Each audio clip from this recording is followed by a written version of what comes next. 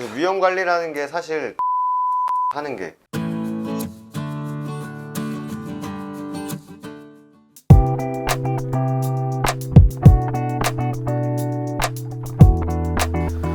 대표님 오늘 시장 왜 이래? 일단 오늘 금요일이죠. 4월 30일 금요일인데 네, 시장이 지금 며칠부터 물대포를 쏘고 시작했나? 이제 화요일부터 본격적으로 좀 물대포를 쏘기 시작했어요. 네, 보통 이제 좀 꼬부기 물대포였다가 이제는 이제 거부광이 시장에 이제 물대포를 시원하게 써네요, 그죠? 쏘고 있는 것 같아요. 네, 이렇게 떨어지는 폭락장. 과연 개인 투자자는 어떤 포지션을 잡고 어떻게 대응을 해나가야 될까? 이런 부분에 대해서 오늘 좀 논해 볼 건데요. 일단 정 대표님 이렇게 폭락장이 왔어요. 네네. 그럼 개인 투자자가 여기서 취해야 되는 포지션이 뭐라고 생각을 좀 하시나요? 가만히 있는 게 제일 좋아요. 일단. 가만히 있어라. 일단은 진짜 약간 그런 느낌이죠. 축구를 해요. 근데 프로들이 뛰고 있어. 네. 그 판에 껴줬어. 네. 들어와서 공 차세요 했는데 프로들은 다 기본기에 되게 충실하잖아요. 그렇죠. 좀 계획된 이제 계획. 움직임을 가져가는데 이제 꼭 들어가서 만약 헛다리 짚고 막 이상한 개인기 많이 부리는 사람도 있는데 꼭 그런 사람이 축구를 못 하거든요. 네, 그건 그렇죠. 네. 네. 근데 지금 뭔가 계획되지 않은 어떠한 것을 충동적으로 하는 거는 진짜 지양해야 되거든요. 그러면 만약에 이게 계획된 매매였어요. 계획된 매매였는데 시장 폭락으로 인해서 내 샀어. 그런 건 괜찮다라는 건가요? 한 번 정도 참을 필요는 없죠. 내가 이게 빠지고 있다고 해서 내 계좌에 눈을 좀 가리고 싶다. 마이너스 폭을 좀 줄이는 걸 보고 싶다. 해서 하는 매수는 언제나 탈이 나더라고. 지양하는 게 제일 좋을 것 같아요. 오케이. 그러면은 우리 한 대표님께서 생각하시기에 네네. 지금 4일 연장 지수가 정말 네. 거의 뭐 한 달 올라온 거 그냥 다 빼버렸잖아요. 네네. 그러면 과연 저가 매수의 타이밍을 어떻게 잡아야 될지. 저가 매수의 타이밍이요? 어쨌든 저가는 맞으니까. 근데 정 대표님이 올라가면 올라간다고 못 사고 내려가면 내려간다고 못 산다고 하셨는데 저는 그렇게 생각을 해요. 내가 어떤 방향성을 보고 있냐에 따라서 지금의 나의 포지션이 달라진다고 생각을 합니다. 내가 하방이라고 지금 보게 되면 지금은 매수가 아니라 매도죠. 그러니까 감방도 아니에요. 하방을 보고 있습니다. 내가 하방을 보고 있으면 지금 손절해야 돼요.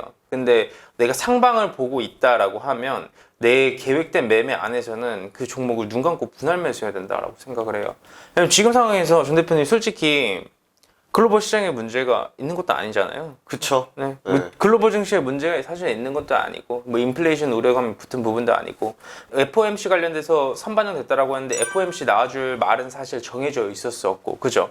누구나 이제 뭐 예상할 수 있었던 말을 했다라고 그죠. 생각을 많이 하더라고요. 어차피 지금 유동성을 회수를 하는 시점도 오지 않고 있어요. 사실 미국에서 제일 중요한 게 고용 시장이거든요.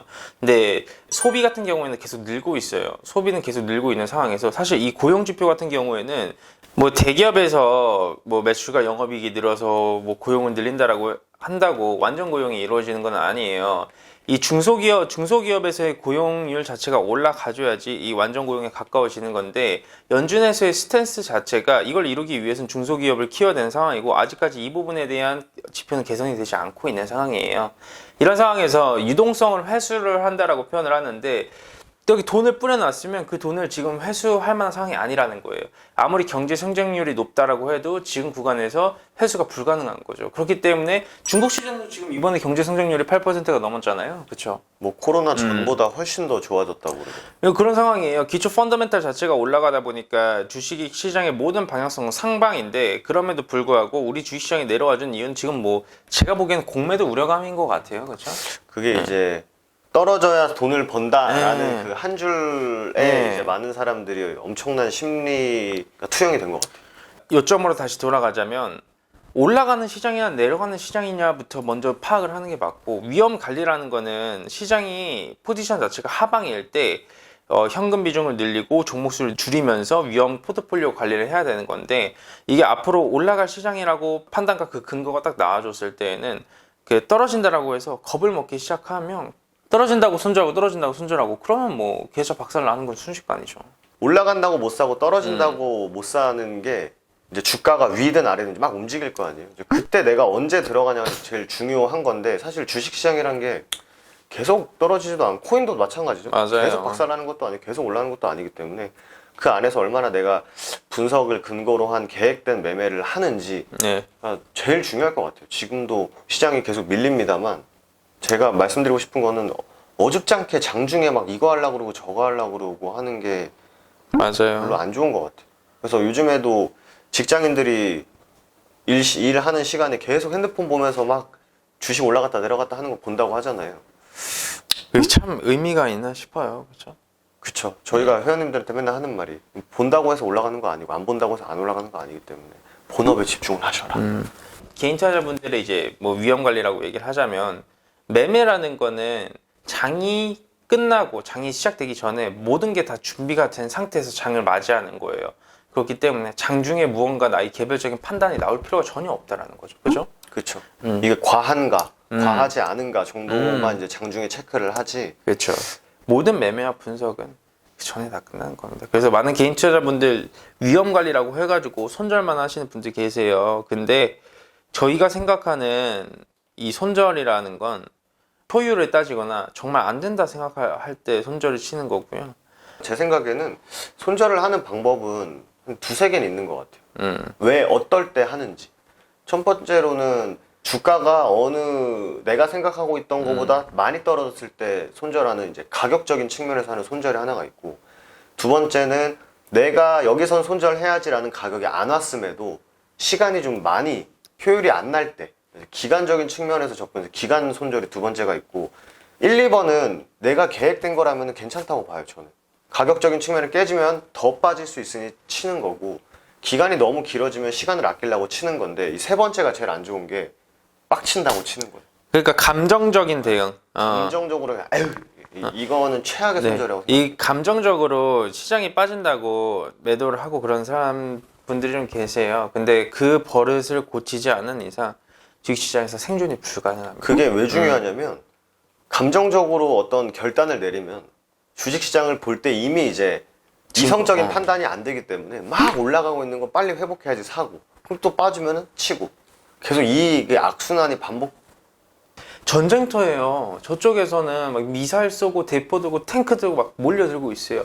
나는 기관총 하나 들고 있어. 근데 저들은 상당히 냉정하고 전략적으로 밀고 들어오는 거예요. 전략적으로. 기관총 들고 있는 나는 내 옆에 동료가 죽어가고 있는 거 보고 감정적으로 야 이 탱탱들아 하면서 기관총으로 막 달려가서 기관총 막 쏘는 거예요. 영화네. 그러면 감동적이긴 하겠지.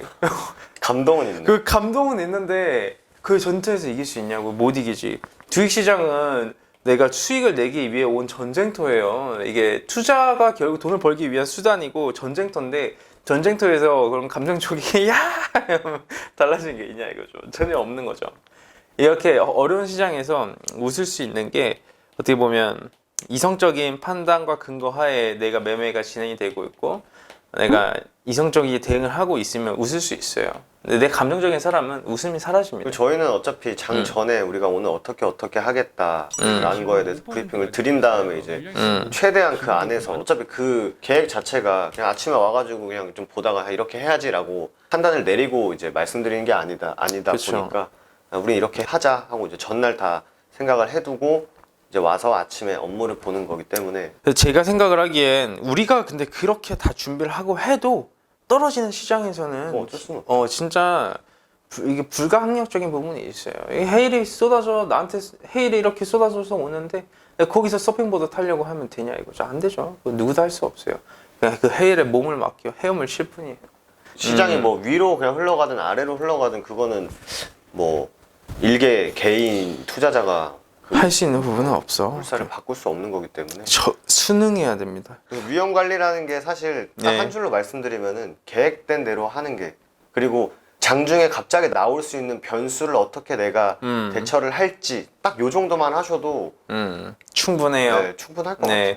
제일 중요한 거를 제가 또 말씀드리자면 감정적이게 대응하지 말자. 하루하루 등락폭에 연연하면 머리도 탈모와요. 예.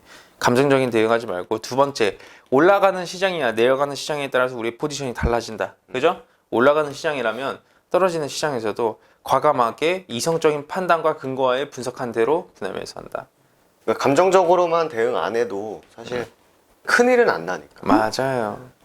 저희가 장중에 뭐 하지 마셔라, 뭐 살라고 뭐 하지 마라, 가만히 있어. 가만히 계셔라 하는 것도 저희는 그냥 한 문장으로 질문에 답을 하는 거지만 그 한 문장에는 뭐 경험적인 측면이라든지 아니면은 우리가 뭐 시행착오 했던 것들.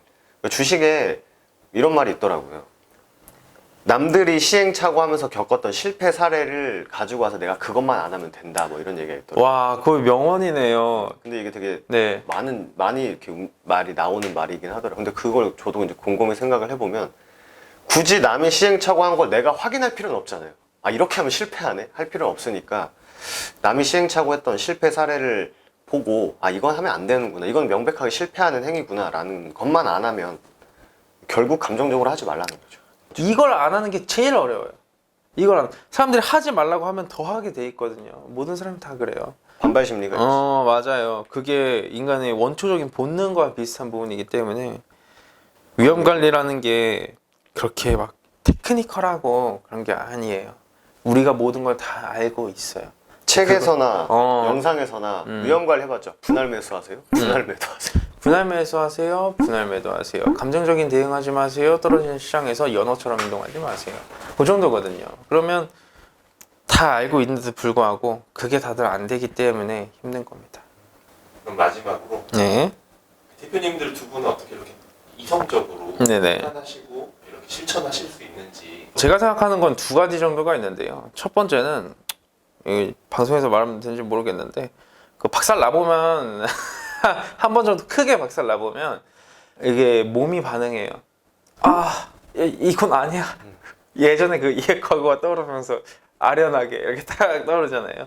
그런 게 있고, 두 번째는 많은 사람이 내 어깨 위에 있으면 더더욱 그런 부분과 그런 행동에 예민하게 반응하게 돼요.